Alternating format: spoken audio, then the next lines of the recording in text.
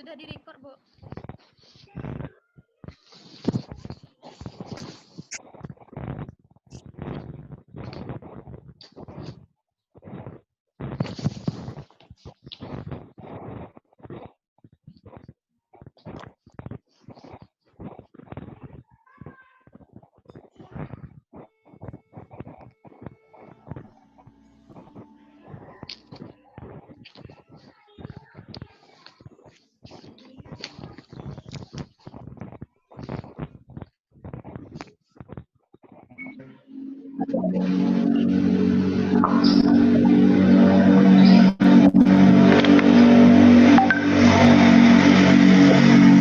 Tolong suaranya yang lain di-mute aja dulu, dimatikan ya suaranya.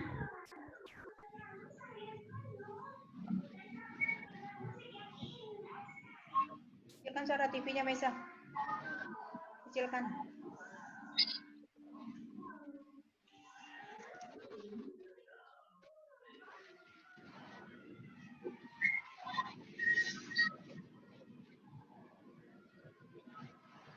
Baik, kita mulai. Assalamualaikum warahmatullahi wabarakatuh. Waalaikumsalam warahmatullahi wabarakatuh. Baiklah, ketemu kembali dengan Ibu untuk mata kuliah Demografi Kesling dengan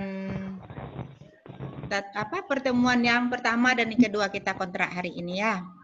Ya, Bu. Ini merupakan jam pengganti yang kemarin ya. Ya, Bu. Seharusnya kita Ya, Bu. ketemu kemarin Ya, Bu.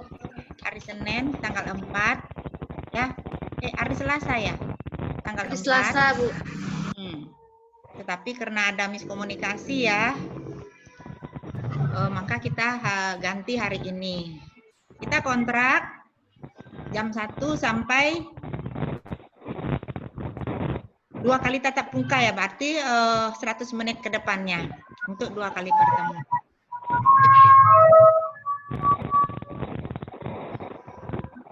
Ya, itu Farda dimatikan apanya itu, di-mute dulu. Farda, Afwan itu, ya. Yang lain tolong dimatikan dulu ya. Mata kuliah ini merupakan mata kuliah mulok 1 dengan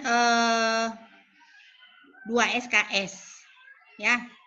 1 SKS teori yang muncul pada semester ganjil, tepatnya di semester 3 ya. Mata kuliah ini sebetulnya RPS-nya sudah Ibu masukkan di Vilep, kemudian materi untuk tatap muka 1 dan 2, PowerPoint-nya juga sudah ada di Vilep, dan ada modul di sana sebagai bahan bacaan. Mata kuliah ini diampu oleh 2 orang dosen, Ibu sebagai koordinatornya, kemudian Ibu Herwati. Kemudian mata kuliah ini terdiri dari 2 materi di sini nanti, 2 mata kuliah dengan 1 untuk demografinya, yang akan pertemuannya dari pertemuan pertama sampai pertemuan ke-7, itu sebelum MIT, itu demografi. Kemudian pertemuan ke-8 sampai pertemuan ke-14 nanti itu kesehatan lingkungan. Ya, jadi itu namanya mata kuliah ini demografi dan Kesling. Ya, oke. Perlu Ibu ingatkan karena kita kuliah sekarang berupa daring dalam kondisi pandemi COVID, ya. Ibu ingatkan untuk kuliah kita menggunakan Zoom ini, video diaktifkan karena Ibu melihat kehadiran. Tetapi suara di-mute dulu ya, dimatikan. Kemudian selama perkuliahan ini ya, Ibu ingatkan karena sekarang kondisi COVID-19, kalau Anda berada di luar ruangan ya, jangan lupa pakai masker ya, kemudian protokol COVID, cuci tangan, kemudian jaga jarak. Ya, untuk selanjutnya perkuliahan ini mungkin kita laksanakan terus secara daring. Tetapi untuk kondisi sekarang ya kita memakai Zoom dan Ibu juga perlu pertimbangan dari Anda nanti semuanya. Apakah dengan memakai Zoom ini akan menyita banyak paket? Ya, tolong kasih masukan nanti. Kalau seandainya banyak kita menggunakan paket internet, sementara paket bantuan dari kampus sudah masuk? Sudah masukkah paket dari kampus? Belum, Bu. Belum, Ada yang masih sudah, ada yang belum, Bu. antrian. Oke. Iya, Bu. Berarti Sudah, Bu. ini kalau Sudah seandainya lebih efektif dan efisien kita memakai Zoom, Ibu akan memakai Zoom. Dan ini Ibu kombinasikan juga dengan VLab. Ya, karena sebelum materi ini diberikan, semua materi akan Ibu masukkan ke VLab, kemudian semua penugasan Ibu masukkan di VLab, kemudian untuk evaluasi nanti juga Ibu laksanakan di VLab. Tetapi untuk tatap muka ini, kalau memang dia efektif dengan pemakaian Zoom, Ibu akan lanjutkan dengan Zoom. Tetapi nanti ini berdasarkan masukan dari kita semua. Nanti evaluasi ya, seandainya nanti, ini udah dicek nih, berapa paket Anda sebelum kegiatan ini. Nanti lihat lagi paket Anda yang terpakai waktu kita melaksanakan perkuliahan dengan Zoom ini. Kalau seandainya memang banyak menyita paket, ini nanti Ibu akan pertimbangkan untuk selanjutnya. Oke, ada kan pertemuan yang Ibu akan melaksanakan hari ini, yaitu pertemuan 1 dengan pokok bahasannya di sini nanti konsep demografi dan kependudukan. Ya, yang akan Ibu berikan sendiri. Kita mulai dengan pengertian dan ruang lingkup daripada demografi dan kependudukan itu. Kalau menurut asal katanya, demografi itu berasal dari kata Yunani yang pokok bahasan katanya di sana demos, berarti sama dengan rakyat, penduduk, ada grafien, menulis, ya. Jadi demografi adalah tulisan atau karangan yang mengenai rakyat atau penduduk.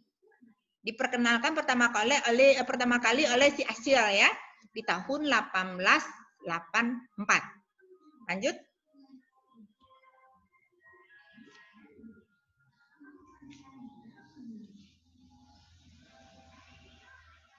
Ya, kalau kita lihat dari definisi daripada demografi ini, dia merupakan ilmu yang mempelajari persoalan, keadaan, perubahan-perubahan penduduk.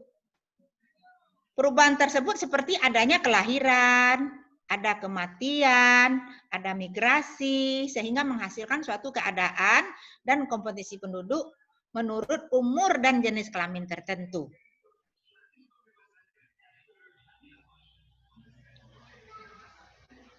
Kalau kita lihat kepada pengertian dari demografi itu, yang pertama itu ya, ilmu yang mempelajari penduduk suatu wilayah dari segi jumlah. Kemudian struktur atau komposisi dan perkembangan atau perubahannya. Kemudian multilingual demographic dictionary ya, ini di tahun 1982. Yang kedua itu terkait dengan ilmu yang mempelajari jumlah, kemudian persebaran teritorial, kemudian komposisi penduduk, dan perubahan serta sebab yang bisa timbul karena natalitas, mortalitas, migrasi, mobilitas sosial. Ini menurut si Philip di tahun 1959. Menurut pengertian yang ketiga di sini, dia berbentuk studi matematik dan statistik terhadap jumlah, komposisi, distribusi. Ini spesial dari penduduk ya manusia, ya tidak termasuk hewan di sini ya.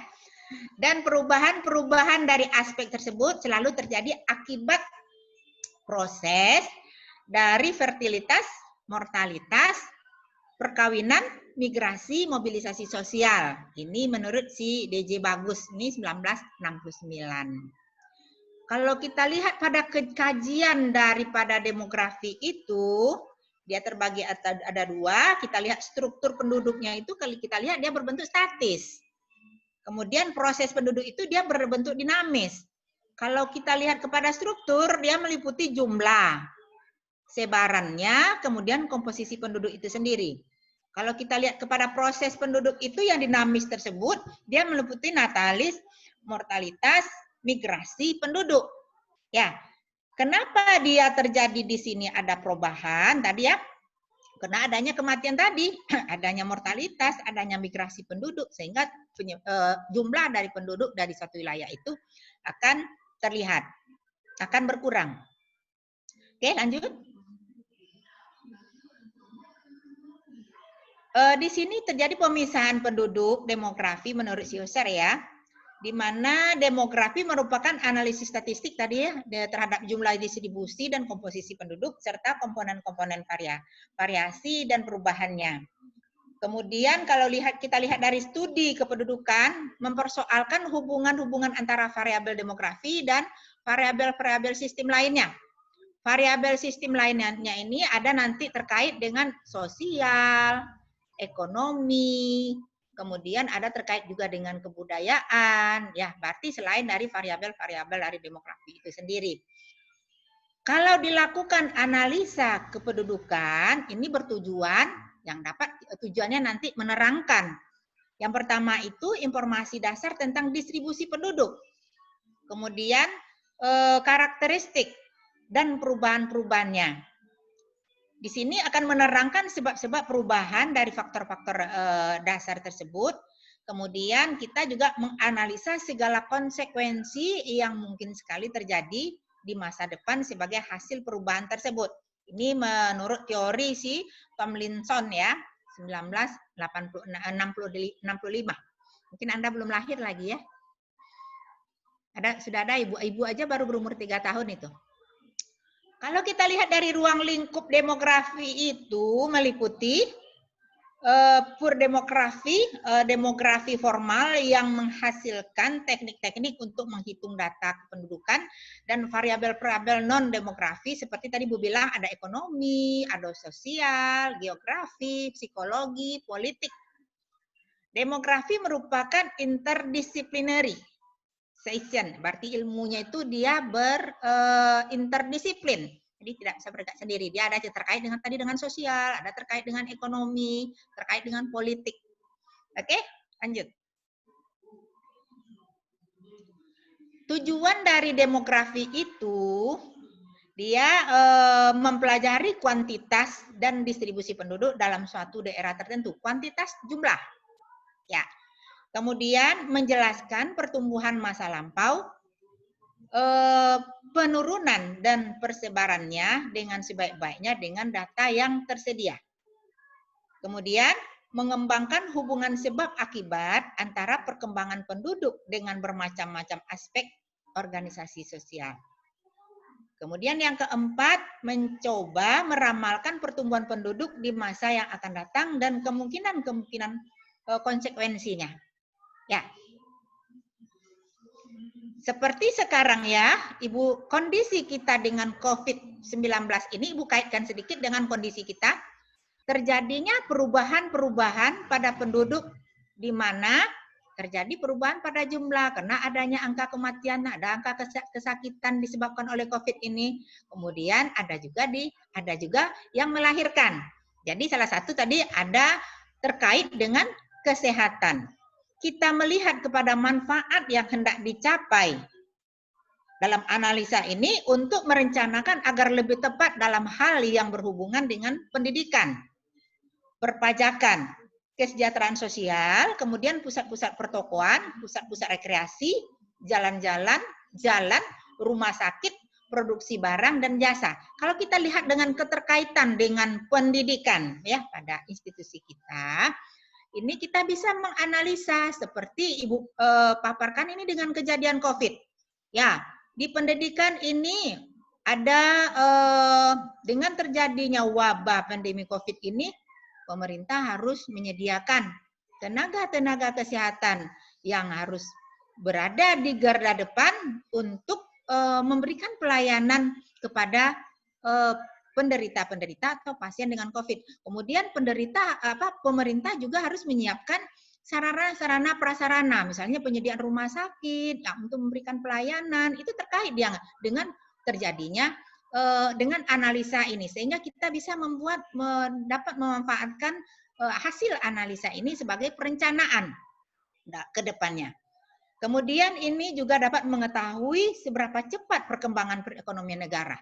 Ya, jadi kalau seandainya jumlah penduduknya tinggi, angka kelahirannya tinggi, ya, kemudian umur harapan hidupnya tinggi, lowongan pekerjaannya agak kurang, ya, kemudian yang lulus banyak, pengangguran banyak, ini juga akan mempengaruhi kepada faktor ekonomi dari situasi penduduknya. Lanjut. Dinamika penduduk ini, pertumbuhan penduduk adalah merupakan keseimbangan yang dinamis antara kekuatan-kekuatan yang menambah dan kekuatan-kekuatan yang mengurangi jumlah penduduk. Kemudian, kenapa dikatakan dinamis? Dinamikanya ini ya, ada perubahan karena tadi adanya angka kematian, ada angka kelahiran, ada fertilitas, ada mortalitas. Ya. Kemudian selisih antara kelahiran dan kematian itu disebut dengan reproduksi, Ceng. Ya, yaitu terjadi perubahan reproduktif atau ingress, pertumbuhan alamiah. Kemudian selisih antara imigrasi ya dan outmigrasi. Jadi ada selisih antara imigrasi ya, orang yang masuk emigrasi dengan orang yang keluar. Berarti selisih itu akan mengalami perubahan. Ya. Sehingga disebut juga dengan di sini migrasi neto.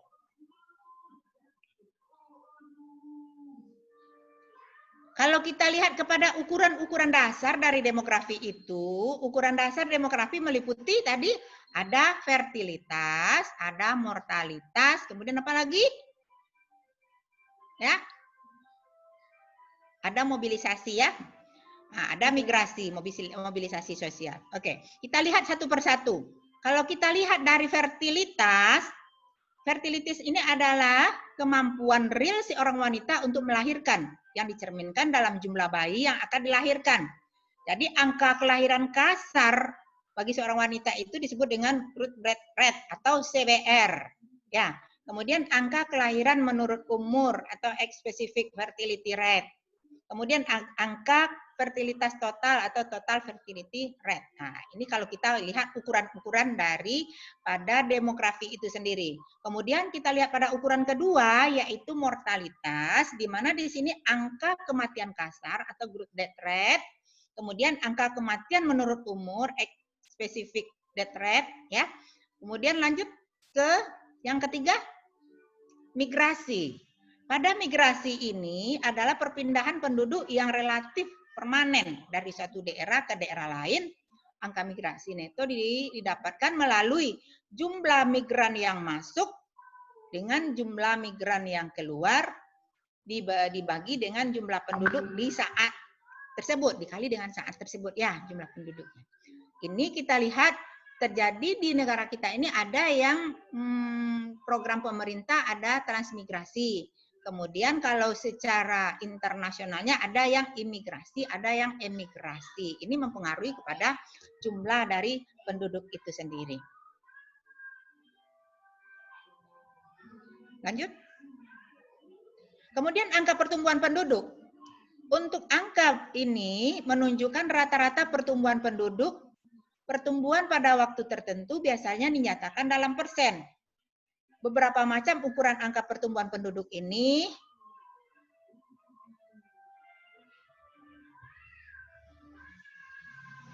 ada pertumbuhan geometri, ini Anda lihat, Anda pahami saja, karena nanti di dalam mata kuliah demografi Keslik ini, kita mengajar mata kuliah ini merupakan mata kuliah nanti yang mengantarkan Anda kepada perawatan komunitas, perawatan keluarga, karena kita nanti akan melakukan survei di komunitas, kemudian akan melakukan pengkajian di kekuatan keluarga. Maka ini perlu kita belajar demografi dan counseling ini. Jadi ini rumus-rumus Anda pahami ya, Anda lihat di sini tadi ada pertumbuhan secara geometri, ada pertumbuhan secara eksponensial, kemudian ada berikutnya. Kalau kita lihat kepada teori kependudukan itu, pertumbuhan penduduk dari tahun 0 sampai tahun 2000 ya, sekarang udah 2020. Kalau kita lihat dari tahun 0 sampai tahun 2000, ini penduduk dunia berkembang secara lambat sampai pertengahan abad ke-17 pada sekitar tahun 1665. Penduduk dunia diperkirakan sebesar 500 juta. Kemudian untuk penduduk dunia kemudian menjadi 2 kali lipat dalam jangka waktu 200 tahun, yaitu pada tahun 1850 ya. Kemudian dalam jangka waktu 80 tahun, kemudiannya penduduk dunia meningkat 2 kali lipat lagi, yaitu pada tahun 1930. Sedangkan untuk mencapai 4 miliar kemudian hanya diperlukan waktu 45 tahun. Berarti perkembangan penduduk itu sangat pesat sekali. Apalagi tidak berjalannya program KB. Misalnya ada penekanan angka kelahiran ya. Lanjut. Kalau pertumbuhan penduduk cepat, pertumbuhan penduduk yang cepat disebabkan oleh satunya adanya penemuan penisilin dulu ya. Sehingga penisilin ini merupakan antibiotik yang berfungsi untuk melakukan pengobatan.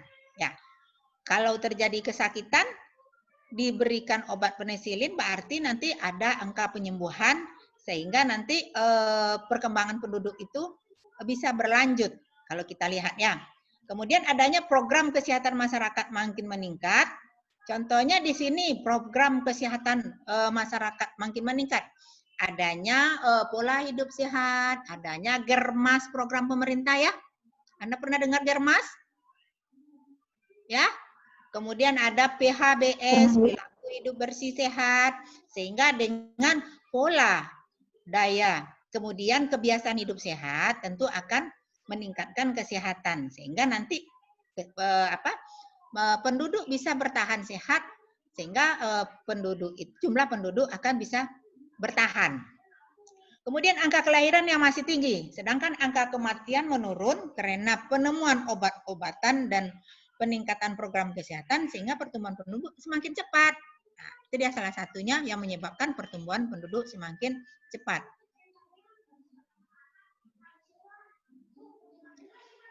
Kalau kita lihat pertumbuhan penduduk dan pembangunan ekonomi, tadi ada keterkaitan antara apa tadi demografi, kependudukan dengan ekonomi, dengan sosial. Tadi salah satunya dengan politik. Kalau kita lihat dengan keterkaitannya dengan ekonomi, karena ini erat juga berdampak terhadap kesehatan. Ya, hubungan timbal balik antara pertumbuhan penduduk dan pembangunan ekonomi bila dilihat melalui besar komposisi dan distribusi penduduk akan mempengaruhi kegiatan-kegiatan sosial masyarakat. Kemudian jumlah penduduk atau besarnya biasanya dikaitkan dengan pertumbuhan income per kapita, ya pendapatan negara tersebut yang mencerminkan kemajuan perekonomian negara tersebut. Jadi semakin bertambah penduduk, semakin bagus kualitas penduduk, semakin kuantitasnya berjumlah, tentu tuntutan ekonomi juga harus optimal. Ya, itu keterkaitannya. Seandainya ini tidak ada seimbang dia antara pertumbuhan penduduk dengan ekonomi, sehingga dengan kalau di bidang kesehatan itu akan terjadi apa kira-kira yang Anda tahu? Pemenuhan nutrisi yang kurang, kan bisa terjadi ya, karena ekonomi tidak cukup, makan tentu tidak optimal, sehingga terjadi gangguan nutrisi. Itu kalau kita bidang kesehatan. Kemudian apa keterkaitannya lagi? Ya, kalau ekonomi tidak seimbang, penduduknya banyak, tentu pengangguran akan tinggi. Iya kan? Kejahatan mungkin akan tinggi. Nah, itu dia keterkaitannya antara ekonomi, kependudukan ekonomi yang berdampak kepada kesehatan. Oke, bisa dipahami? Bisa dipahami? Bisa, Bu. Oke, lanjut. Kemudian di sini kita ada teori kependudukan yang optimum, yaitu adalah jumlah penduduk suatu negara harus seimbang dengan jumlah sumber-sumber ekonominya. Baru dapat diperoleh kenaikan pendapatan nasional. Berarti ada keseimbangan antara pertumbuhan penduduk dengan per kapita. Kalau terjadi tidak seimbangan, per kapitanya tinggi, penduduknya rendah, itu akan terjadi kesejahteraan. Seperti di negara mana ya penduduknya banyak tetapi ekonominya bagus. Kalau kita nih sekarang ini angka kemiskinan kita masih tinggi ya. Ya, angka pengangguran kita masih tinggi. Berarti ini akan berdampak kepada kesehatan, ya. Berdampak terhadap pelayanan kesehatan, kemudian berdampak kepada fasilitas-fasilitas yang harus disediakan oleh pemerintah untuk pemenuhan pelayanan kesehatan. Kemudian komposisi penduduk terdiri atas umur, ya, dan jenis kelamin. Kedua variabel ini sangat mempengaruhi pertumbuhan penduduk di masa mendatang. Kenapa? Kok jenis kelamin atau komposisi penduduk akan mempengaruhi pertumbuhan? Anda sudah tahu, mungkin sudah belajar ya. Adanya perkembangan, adanya reproduksi, adanya kebutuhan biologis. Nanti Anda juga akan belajar di demografi ini perkawinan nanti ya. Oke, lanjut. Keadaan ekonomi dan lingkungan. Kalau kita kaitkan keadaan ekonomi dengan lingkungan ya. Teori transisi demografi yaitu teori yang menerangkan perubahan penduduk dari tingkat pertumbuhan yang stabil tinggi ya, di mana tingkat kelahiran dan kematiannya tinggi, kelahiran tinggi, kematian tinggi, berarti podo ya. Ya. Ke tingkat pertumbuhan yang rendah, berarti tingkat kelahiran dan kematiannya sama-sama rendah. Kelahiran rendah, kematian rendah, berarti jumlah penduduknya sedikit. Tetapi tingkat kelahiran tinggi, tingkat kematian tinggi, berarti di sana menggambarkan bahwa pelayanan kesehatan tidak optimal, status kesehatan tidak bagus. Jadi indikator keberhasilan pembangunan kesehatan itu salah satunya adalah angka kematian bayi, angka kematian ibu, angka persalinan, kematian persalinan ya. Kemudian status gizi. Ya, status gizi buruk itu merupakan indikator keberhasilan pembangunan kesehatan. Ya, oke. Kemudian kelahiran dan kematian kedua-duanya pada tingkat yang tinggi sekitar 40 sampai 50. Kelahiran tidak terkendali. Ya, berarti ada 40 sampai 50. Ibu contohkan aja sekarang dengan terjadi wabah Covid ini. Kan terjadi gangguan kesehatan, gangguan keseimbangan pada penduduk kita, pada pertumbuhan penduduk. Di mana ada angka kesakitannya, ada angka penyembuhannya, kan gitu dia. Ya, nah, dengan salah satu tadi dari program pemerintah adanya program yaitu mematuhi protokol COVID-19. Oke. Ini kelahiran tidak terkendali, kematian bervariasi, panen gagal, harga tinggi menyebabkan kelaparan, daya tahan tubuh terhadap penyakit sangat lemah. Ini akan bakal terjadi ya, kalau di sini kelahiran dan kematian kedua-duanya pada tingkat yang tinggi. Sehingga ini akan terjadi yang Ibu bilang tadi, akan terjadi kemiskinan. Kalau ditambah lagi dengan gangguan ekonomi, panen gagal pula. Ya, tentu harga akan tinggi. Kemudian ini akan menyebabkan kelaparan. Kalau menyebabkan kelaparan, tentu akan pada kita di bidang kesehatan akan terjadinya gizi buruk. Ya, status gizi daripada balita kita tidak bagus. Dari bayi dan balita kita tidak bagus. Bagaimana generasi ke depannya nanti? Kemudian ini ditambah lagi dengan meluasnya penyakit menular. Terjadi sekarang ya. Terjadi sekarang dengan adanya COVID, adanya demam berdarah, kemudian adanya penyakit-penyakit yang berbasis lingkungan. Nanti pada mata kuliah ini juga akan belajar penyakit-penyakit berbasis lingkungan. Oke, lanjut. Kemudian angka kematian menurun akibat meningkatnya status kesehatan. Ini yang kita harapkan ya. Angka kematian menurun akibat meningkatnya status kesehatan dan adanya penemuan obat tadi seperti yang Ibu paparkan tadi, penisilin. Kemudian angka kelahiran tetap tinggi sehingga mengakibatkan pertumbuhan penduduk meningkat dengan cepat. Ya, dia bagus, angka kematiannya menurun. Kemudian status kesehatannya bagus. Ada penemuan obat-obat. Kemudian angka kelahiran tetap tinggi sehingga ini yang menyebabkan pertumbuhan penduduk melonjak tinggi. Ya. Kemudian angka kematian terus menurun tetapi tidak secepat pada kategori kedua. Angka kelahiran mulai menurun akibat urbanisasi, pendidikan, peralatan, dan kontrasepsi yang makin maju. Berarti ini ada penekanan angka kelahiran di sini ya. Karena di sini angka kematian terus menurun, karena adanya pelayanan kesehatan yang bagus, kan itu yang kita harapkan sekarang ini. Adanya pelayanan kesehatan yang bagus, adanya petugas-petugas yang bagus, yang kompeten, yang dapat memberikan pelayanan kesehatan secara optimal. Itu salah satu dari tujuan pendidikan kita di Poltekkes Kemenkes ini dia. Jadi lulusan dari Poltekkes ini tentu kita berharap dia siap pakai, ini vokasi. Siap pakai, siap terjun nanti ke lapangan untuk setelah mendapatkan pendidikan ini. Kemudian pada tingkat ini kelahiran dan kematian mencapai tingkat yang rendah. Kalau kita lihat pada poin berikutnya ya, pada tingkat ini kelahiran dan kematian mencapai tingkat yang rendah dan pertumbuhan penduduk kembali lagi pada kategori pertama yaitu mendekati 0. Jadi kita berharap ini penduduknya stabil. Terjadinya keseimbangan antara pertambahan penduduk dengan pertumbuhan ekonomi sehingga di status ekonomi bagus, status kesehatannya bagus, masyarakat sejahtera. Ya, itu yang kita harapkan. Oke, lanjut. Kalau kita lihat kepada struktur dan persebaran penduduk ini, ada 3 fenomena yang merupakan bagian penting daripada penduduk itu. Yang pertama ada tadi dinamika ya, udah Ibu terangkan tadi dinamika kependudukan, kemudian komposisi kependudukan, kemudian besar dan sebaran dari penduduk itu sendiri. Pengelompokan penduduk sangat berguna untuk berbagai maksud dan tujuan. Kalau kita lihat ada 4 tujuannya di sini. Yang pertama itu ada untuk mengetahui human resource ya, yang ada yang baik. Kemudian menurut umur maupun menurut jenis kelamin. Anda tahu dari human resource?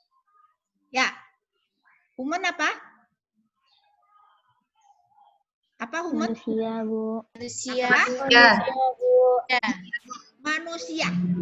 Ya, Bu. Berarti di sini manusia kita ini tadi kan penduduk ya demografi tadi itu kan kita berbicaranya tentang manusia ya, bukan termasuk di sana binatang kata Ibu ya. Berarti di sini manusianya yang optimal kesehatannya, yang sejahtera dia yang Ibu terangkan tadi ya, seperti itu harapannya. Kemudian untuk mengambil satu kebijakan yang berhubungan dengan kependudukan tadi. Perlu kita lakukan analisa nanti ya, seperti analisanya, apa yang bakal kita kerjakan, apakah yang akan salah satu tindakan pemerintah dalam, Ibu contohkan, dalam COVID-19 ini, adanya pandemi, ya, karena terjadinya gangguan keseimbangan dari penduduk, adanya angka kematian, tingginya angka kesakitan, maka diperlukan adanya rekrutmen, misalnya tenaga kesehatan, tenaga keperawatan untuk memberikan sebagai garda depan, memberi pelayanan. Kemudian adanya pemerintah merencanakan penambahan rumah sakit darurat untuk COVID, itu dia sekarang ya. Kemudian memfasilitasi rumah sakit yang khusus melayani COVID saja. Itu kan merupakan analisa dari permasalahan yang mungkin terjadi pada penduduk tadi. Itu pada poin yang kedua. Kemudian ini juga dapat untuk membandingkan keadaan satu penduduk dengan penduduk yang lain. Contohnya, penduduk satu dengan penduduk yang lain. Penduduk yang di pantai bagaimana ya pola kebiasaan kebudayaannya dengan penduduk yang di kota. Kan gitu dia. Kalau penduduk yang di pantai misalnya bagaimana perilakunya. Ya, penduduk yang di kota bagaimana perilakunya. Nah, itu salah satu kita bisa bandingkan nanti yang ada keterkaitannya dengan kesehatan. Kemudian yang keempatnya, melalui penggambaran piramida penduduk dapat diketahui proses demografi yang telah terjadi pada penduduk tersebut. Nah, ini nanti ada keterkaitan. Kalau angka kematiannya tinggi di saat bayi, yang pernah terjadi di Indonesia angka kematian bayi tinggi, bagaimana piramidnya terbalik? Bagaimana nanti piramid yang akan terjadi? Ya, nanti tentu bisa kita lihat dari paparan berikutnya. Oke, lanjut.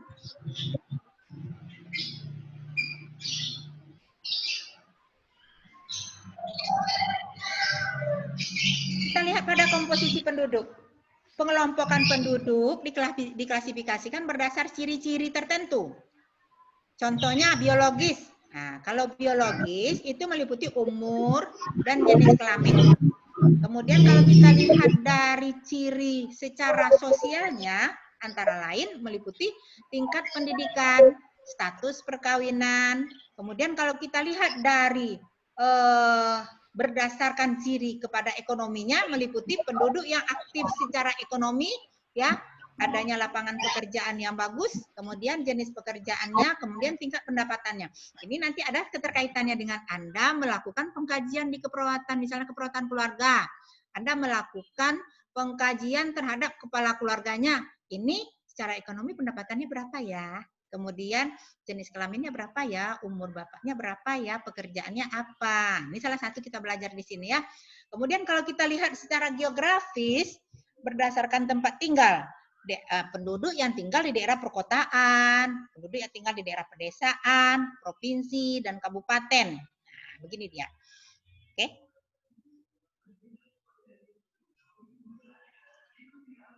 Komposisi penduduk kelompok umur, kalau kita lihat ya, distribusi penduduk pada tahun 1999 menurut kelompok umur, ini menunjukkan penduduk Indonesia berusia umur 0 sampai 14 tahun sebesar 30,77%. Provinsi tertinggi adalah Irian Jaya, yaitu 39,1. Ini kalau kita lihat di tahun 1999, bukan kondisi sekarang 2020 ya. Dan yang terendah itu di Yogyakarta 22,6%. Ya, ini berdasarkan komposisi menurut umur. Kalau kita yang berikutnya penduduk Indonesia berusia produktif. Jadi kalau kita melihat menurut umur tadi ya, kita lihat ini berdasarkan produktivitasnya.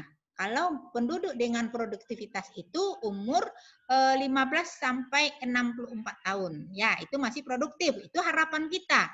Kalau dia kesehatannya bagus, ya, dia berperilaku hidup bersih dan sehat, kemudian pemantauan kesehatannya bagus, tentu umur harapan hidup akan tinggi.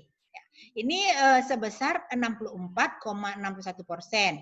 Ini provinsi tertinggi adalah DKI Jakarta, yaitu 73,31%. Dan yang terendah itu NTT, 57,7%.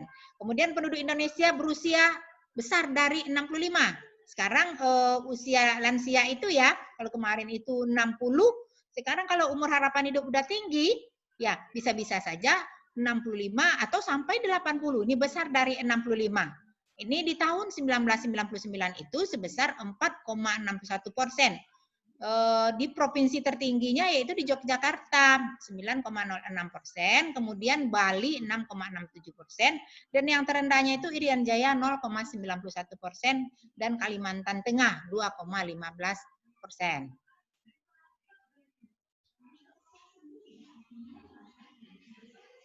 Komposisi penduduk menurut jenis kelamin. Tadi ada kita lihat menurut umur, menurut jenis kelamin.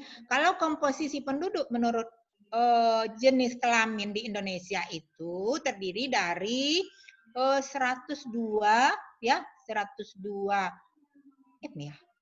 195.625 orang laki-laki, dan ini dia kalau kita lihat rasio Indonesia sebesar di sini 99,62. Ini mendekati 100%. Hal ini menggambarkan jumlah penduduk laki-laki dan perempuan itu relatif sama di tahun 1999. Tetapi sekarang mana yang jumlah penduduk perempuan dan laki-laki yang lebih banyak? Banyak perempuan sekarang ya? Banyak yang perempuan, Bu. Banyak perempuan sekarang ya. Ya, kalau kita lihat di tahun 2020 ini komposisi penduduknya kayaknya banyak perempuan. Oke. Kemudian di sini lanjut kita. Komposisi dengan seks rasio tertinggi laki-laki lebih besar daripada perempuan di tahun 1999 itu. Di sini kategori yang tertinggi itu di Irian Jaya 106,83%. Di sini ya jumlahnya. Kemudian Lampung dan Kalimantan, sedangkan yang terendah itu Sumatera Barat. Jadi pernah Sumatera Barat terendah ya. Untuk laki-laki itu lebih banyak di Sumatera Barat dulunya daripada sekarang. Kalau sekarang nampaknya udah perempuan yang lebih banyak. Secara umur pada kelompok usia muda jumlah penduduk laki-laki lebih banyak daripada perempuan. Sebaiknya pada kelompok umum lebih tua laki-laki, harus laki-laki itu lebih kecil jumlahnya daripada perempuan. Tetapi dengan gaya hidup dan pola hidup laki-laki itu sangat beresiko. Kenapa? Karena berisiko kesehatan karena dia merokok, gaya hidup yang tidak baik, kan gitu dia. Ya, setuju laki-laki? Memang laki-laki banyak begitu sekarang. Sekarang pun banyak begitu ya. Oke?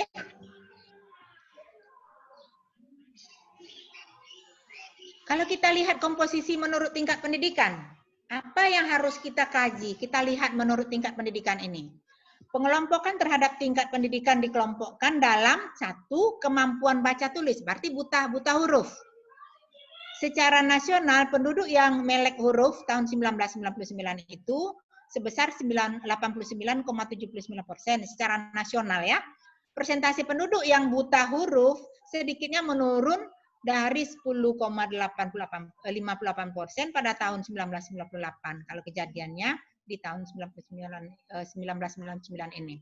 Dia menjadi 10,21% pada tahun 1999. Berarti penduduk yang buta huruf di pedesaan 13,46% jauh lebih besar dibandingkan dengan perkotaan. Ini harapan kita di tahun 2020 tentu tidak begini lagi ya. Kalau ada buta warna, buta huruf ya.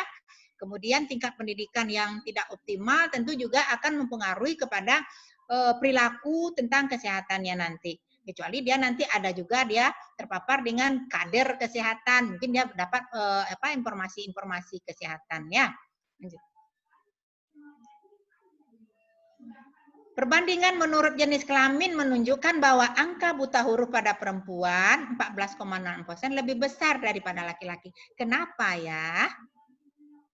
Apakah perempuan ini sebelumnya kita dulu kan setelah terbit dari Kartini ya sudah ada emansipasi dari wanita dengan laki-laki. Kalau dulu kan memang ya begitu dia. Udahlah kamu perempuan tidak usah sekolah kan gitu ya. Nanti sudah besar dinikahkan lagi kan gitu dia pendidikan tertua kita dulu. Tapi sekarang tidak, harapannya tidak begitu lagi. Adanya emansipasi antara laki-laki dengan perempuan. Kemudian angka buta huruf ini menurut provinsi yang tertinggi adalah Irian Jaya.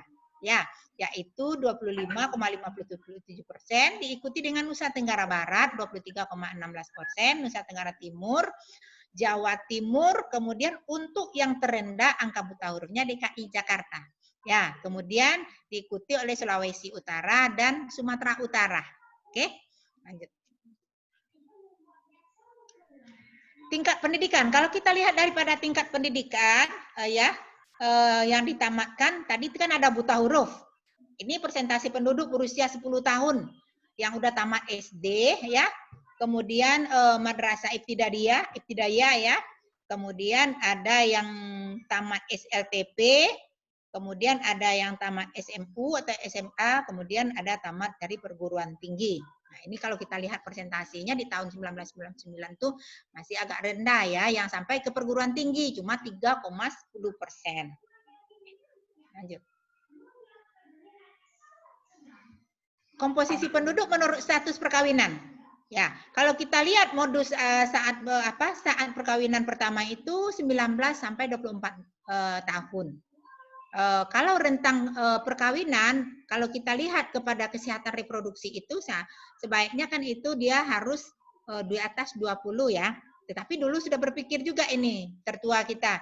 Dia di tahun 1999 itu rentang perkawinan itu 19 sampai 24. Cuma 39,38%, tetapi sangat rendah ya. Berarti banyak dulu tuh usia-usia pernikahan dini, kawin muda ya. Karena tadi yang Ibu bilang tadi kalau perempuan udah sebesar sedikit boleh udah dinikahkan saja. Karena tadi angka buta hurufnya tinggi. Kemudian kalau kita lihat dari tamatan pendidikannya juga tinggi tadi apa tadi ya, rendah untuk tingkat perguruan tinggi aja 3, sekian tadi. Oke, komposisi penduduk menurut perkotaan dan pedesaan. Pada tahun 1999, penduduk yang tinggal di perkotaan sebesar 39,35 dan pedesaan ini. Kenapa kita mempelajari ini? Kenapa kita membandingkan antara komposisi penduduk ya sesuai dengan perkawinannya itu? Karena kalau misalnya di daerah perkotaan, ya biasanya ini kan ada risiko pelecehan seks. Kan gitu dia. Tadi dengan pertambahan penduduk, terjadinya pengangguran, terjadinya kenakalan-kenakalan, terjadinya penyakit-penyakit sosial masyarakat. Kan gitu dia ya. Sehingga ini berdampak kepada kesehatan. Oke, lanjut. Ukuran-ukuran yang perlu diketahui. Di sini tadi ada umur tunggal. Itu umur tunggal ini biasanya dilihat dengan berdasarkan ulang tahun. Ini biasanya remaja-remaja ini ya sangat ingat sekali dengan tanggal ulang tahunnya. Kemudian kita lihat lagi menurut rasio jenis kelaminnya, merupakan perbandingan antara laki-laki dan perempuan tadi ya. Kemudian angka beban tanggung jawabnya, tanggung jawabnya. Ini produktivitas. Kalau kita lihat di umur produktivitas tadi, tentu dia di umur 45 sampai 64 tahun tadi ya. Sehingga nanti juga akan mempengaruhi kepada beban tanggung jawab daripada keluarga tersebut. Oke, lanjut. Umur median. Kalau kita melihat pada umur median itu adalah tentang umur dibagi nilai tengah, dibagi 2 saja. Di mana umur membagi penduduk menjadi 2 bagian dengan jumlah yang sama.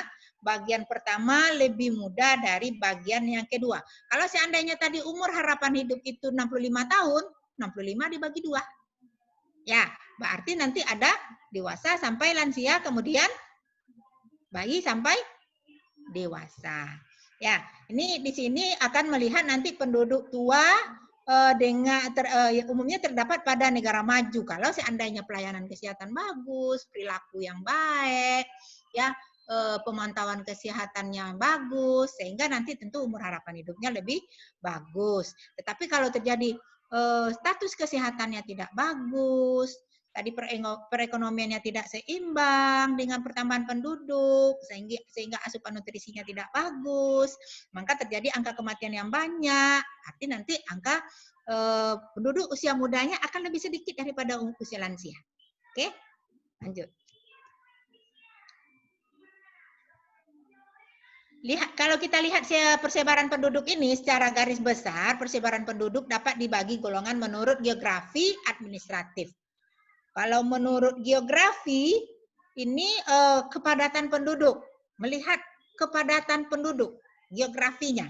Kita lihat di perkotaan, misalnya di Pulau Jawa, itu lebih tinggi kepadatan penduduk. Kenapa? Ya, kenapa orang kok rame-rame ke Pulau Jawa?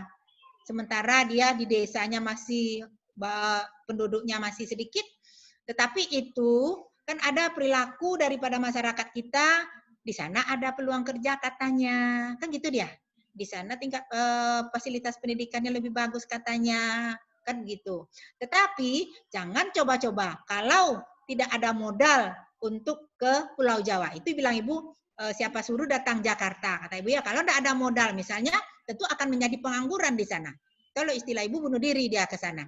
Kalau dia misalnya ada keterampilan, kemudian ada peluang untuk dapat bekerja, sudah tamat pendidikannya, kemudian memang persaingannya harus ada di sana, memang tidak apa-apa ke sana. Tetapi kalau dengan coba-coba nekat aja ke sana, tentu itu akan mempengaruhi kepada pertumbuhan penduduk di sana, akan mempengaruhi nanti ke status perekonomian di wilayah sana, akan mempengaruhi kesehatan di sana. Oke, lanjut. Ini piramida penduduknya ya. Kalau piramida penduduk, komposisi umur dan jenis kelamin suatu penduduk secara konflik ya dapat digambarkan dalam bentuk piramida penduduk. Faktor yang mempengaruhi struktur untuk penduduk itu ada fertilitas, kemudian ada mortalitas, ada kematian bayi, ada migrasi. Coba kita lihat satu persatu. Kita lihat kepada fertilitas. Kalau kita lihat kepada fertilitas, jika angka kelahiran meningkat, maka dasar piramidanya penduduk itu akan menjadi lebih panjang rentang dasarnya.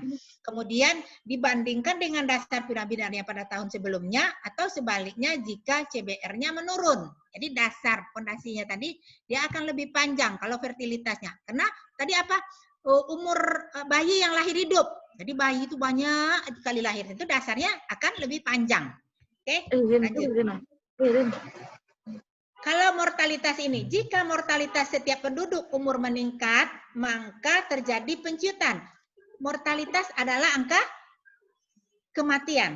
Berarti tadi fertilitasnya dasarnya panjang, tentu di rentang umur berikutnya dia akan mengecil. Kenapa? Karena terjadinya kematian. Jika mortalitas setiap penduduk umur meningkat, maka terjadi penciutan diagram balok piramid tersebut pada tiap kelompok umur. Bentuknya slop piramidnya akan semakin buram, ya, makin berubah dia dibandingkan dengan tahun-tahun sebelumnya. Kemudian kalau kita lihat kepada kematian bayi, infant mortality berhubungan dengan reproduksi. Jika bayi perempuan lebih banyak yang hidup, diperkirakan angka kelahiran akan bertambah. Kenapa? Kenapa? Siapa yang tahu? Karena yang perempuan bisa melahirkan. Kenapa? Karena yang perempuan bisa bereproduksi melahirkan. Ya, jadi terkait fertilitas itu ada keterkaitannya berapa perempuan itu bisa berproduktif untuk melahirkan. Nanti ketemu lagi dengan Ibu di minggu depan dengan fertilitas nanti ya. Bagus. Kemudian kalau kita lihat dengan migrasi, jika migrasi lebih besar, keluar akan menjadi bertambah penduduknya. Ya, migrasi itu apa tadi? Perpindahan? Perpindahan penduduk. Perpindahan penduduk. Berarti migrasinya itu kalau yang keluar migrasi itu ada dia, ada emigrasi, ada imigrasi. Kalau dia emigrasinya keluarnya yang banyak, sementara emigrasinya sedikit. Tolong dimatikan dulu. Ya. Berarti dia ini nanti akan terjadi perubahan pada penduduknya. Lanjut.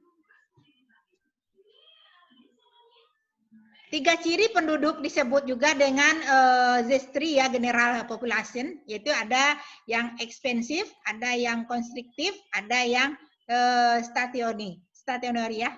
Di sini kita lihat satu persatu, sebagian besar penduduk berada dalam komposisi umur muda. Kalau yang kategori 1. Sementara kategori kedua, sebagian kecil penduduk berada dalam kelompok umur muda. Kemudian kalau kategori ketiga, banyak penduduk dalam tiap kelompok umurnya hampir sama banyak dan mengecil pada usia tua. Nah, ini yang ketiga ini yang bagus. Kalau kita lihat satu persatu, sebagian besar penduduk berada dalam kelompok umur muda. Ini bagaimana menurut pandangan Anda status kesehatannya?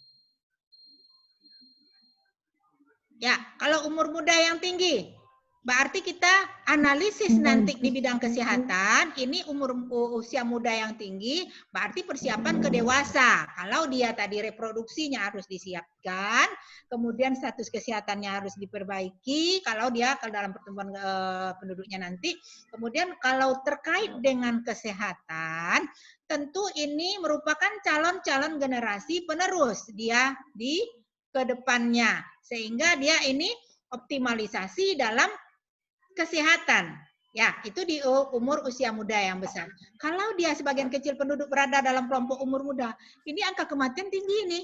Ya, kalau umur muda tinggi kecil, mengecil piramidnya, berarti anak-anak yang lahir sebelum usia tahun umur 15 dia sudah ada angka kesehatan yang tinggi, angka kematiannya tinggi, sehingga dia sudah mengecil di usia penduduk kelompok umur muda. Kalau dia ini banyaknya penduduk dalam tiap kelompok umur hampir sama, berarti ini seimbang.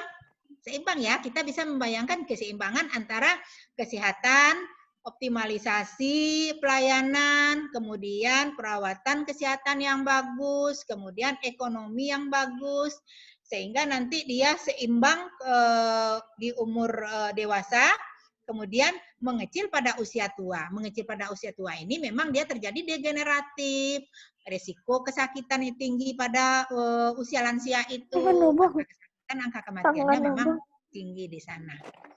Oke, lanjut. Nah, kalau kita lihat dari sumber data demografi. Sumber data demografi ini ada sensus penduduk, ada registrasi, ada survei. Ya, nanti kita lihat satu persatu. Kalau sensus ini biasanya dilakukan sekali berapa tahun? Pemerintah yang melakukannya. Ada sensus penduduk, ada sensus ekonomi, ada. Ya, lanjut.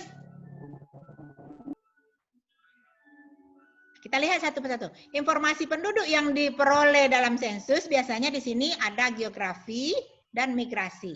Tadi geografi, berapa penduduk yang tinggal di kota, berapa yang tinggal di desa, kan gitu dia tadi ya. Migrasi, bagaimana perpindahan penduduknya. Kemudian rumah tangga, berapa jumlah kepala rumah tangganya. Kemudian karakteristik sosial dan demokrasi.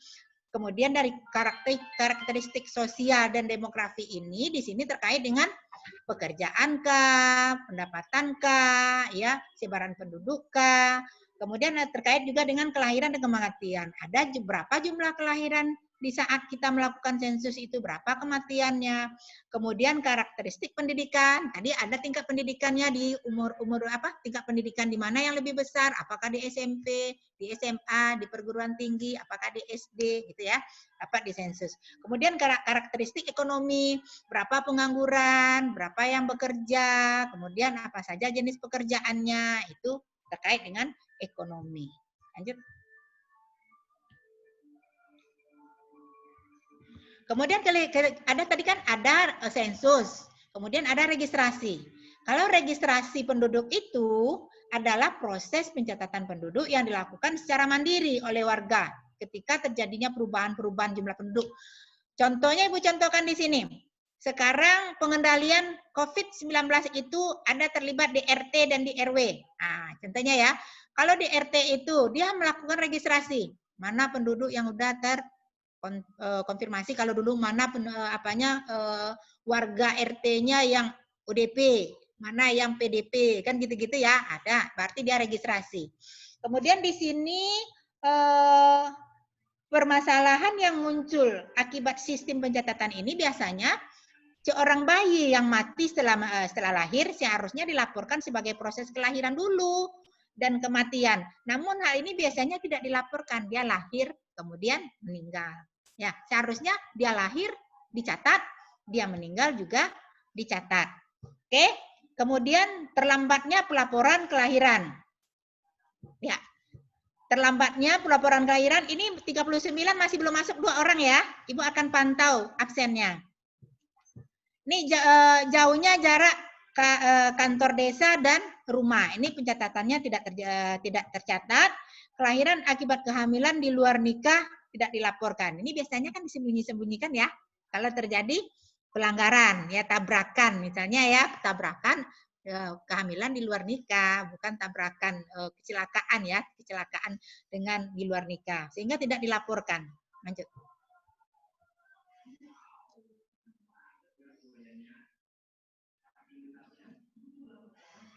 Nah, ini ada tadi survei yang ketiga. Yang pertama tadi ada sensus, yang kedua ada registrasi, yang ketiga survei. Pada survei penduduk ini nanti salah satu yang akan Anda lakukan di mata ajar kita di keperawatan keluarga dan komunitas. Ya, karena kita bisa nanti mensurvei di satu RT, di satu RW. Ya. Di survei ini adalah proses pencatatan informasi tentang penduduk berdasarkan kekhususan bidang kajian secara lebih luas dan mendalam. Contohnya melakukan survei tentang COVID-19 di satu RT yang seperti Ibu contohkan tadi. Atau mensurvei terjadinya kejadian demam berdarah di satu RT. Itu khusus. Ya, khusus. Kalau dengan COVID-19 misalnya, dia terpapar di mana? Ya, kemudian dia bekerjanya di mana? Kemudian dilakukan isolasinya kemana? Kan gitu-gitu ya. Itu dilakukan survei. Kemudian di sini contohnya salah satu survei mobilisasi, ini contoh Surabaya. Tadi Ibu contohkan yang COVID ya, ini yang contoh Ibu ada survei fertilitas masyarakat di Surabaya. Misalnya survei penduduk dilakukan karena sensus dan registrasi penduduk memiliki keterbatasan dan kelemahan. Ya, jadi ada registrasi tadi individu mencatat langsung melibatkan beberapa individu ya. Kalau survei itu kekhususan terhadap sesuatu, kalau misalnya sensus itu dilakukan secara terprogram. Oke, lanjut.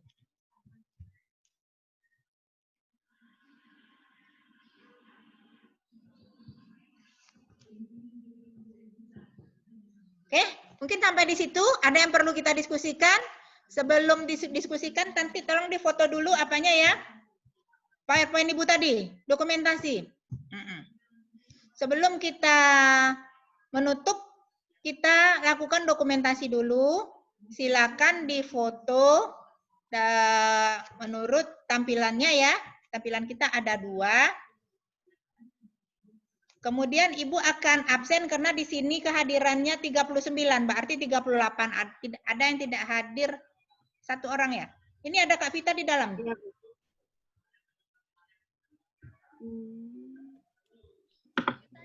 Ya, siapa yang tidak hadir sih, Fen? Habil, Bu. Habil namanya, Bu. Siapa, Siska? Habil, Bu. Habil, Bu. Habil, Bu. Ada masalah dengan jaringan dia? Tidak ada kabar, Bu. Tidak. Siapa namanya? Habil Afif, Bu.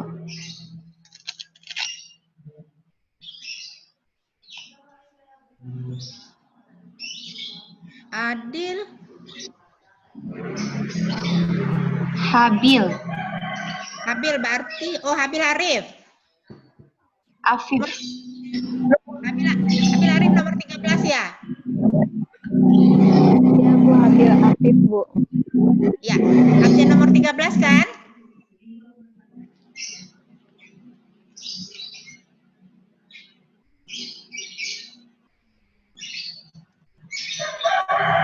Silakan ada yang perlu kita diskusikan, ada yang perlu dipertanyakan? Bagaimana perasaannya kuliah dengan daring? Sudah rindu ke kampus? Rindu, Bu. Rindu, Bu. Tapi kondisi kita jaga juga sesuai dengan protokol kesehatan. Semoga nanti COVID ini cepat berlalu ya. Cepat berlalu. Iya, Bu. Besok kita bisa ketemu langsung lagi. Ya, kami pun merindukan untuk dapat berkumpul bersama lagi, ya. Tetapi ini kondisinya masih dalam kondisi pandemik. Sehingga imbauan dari kampus, ya melalui Ibu sampaikan, patuhlah terhadap protokol COVID-19, ya. Selalu pakai masker, cuci tangan, jaga jarak. Karena kita adalah contoh-contoh di masyarakat. Karena Anda sekarang beredar di mana-mana ya, di mana-mana. Jadi jadilah contoh yang baik. Oke? Sudah didokumentasikan?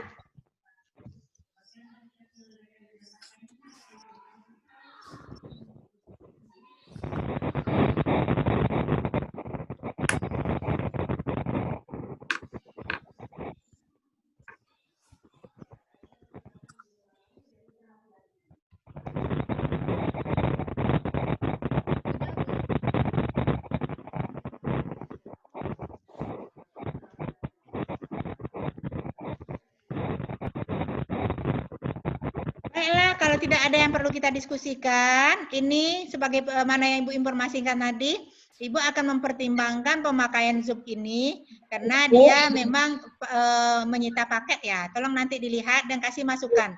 Kalau seandainya nanti paketnya banyak habis, mungkin kita cari jalan yang lain untuk perkuliahan daring ini. Tetapi kalau seandainya ini yang efektif dan efisien, kita akan lanjutkan perkuliahan dengan daring. Nanti selamat ketemu lagi dengan Ibu di minggu ke depan. Lihat nanti di VLab materinya sebelum kuliah Ibu akan share di VLab ya. Kemudian ada tugas-tugas di VLab. Kemudian di RPS sudah ada Ibu kirimkan link-link buku, link-link modul yang bisa Anda jadikan referensi untuk kuliah ini. Kemudian di akhir perkuliahan nanti untuk demografi di pertemuan ke-7, Ibu akan buka tugas di VLab untuk demografi. Ya, karena tugas ini sudah ada di RPS. Anda sudah bisa pikir-pikir sekarang. Untuk judul tugas itu sesuai dengan urutan absen. Berarti absen 1 judulnya nomor 1. Ya, absen 20 judulnya nomor 20. Nanti Iya, Bu. absen 21 judulnya balik ke 1 lagi nanti. Ya, Bu. Begitu juga dengan Casling. Untuk Casling, nanti di akhir semester, Ibu akan membuka penugasan di Philep, yang tentu ada rentang waktunya harus masuk.